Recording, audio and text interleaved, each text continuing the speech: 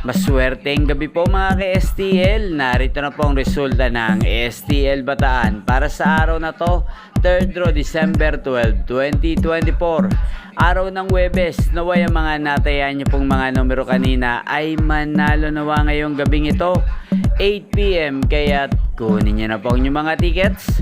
Narito na po ang resulta. Ang mga numerong nanalo sa STL Bataan ngayong gabing ito, December 12, 2024, 8 PM. Third draw result, 19 at 35 in exact order. Sa lahat po ng tumaya kanina sa STL Bataan para sa third draw ng 19 at 35, congrats po sa inyo. Panalo po kayo again, 19 at 35. At ngayong gabing ito sa STL Bataan, shoutout po natin si Kuya Andoy. Kuya Andoy ng Bataan, shoutout po sa iyo. Naway nasa mabuti ka pong kalagayan.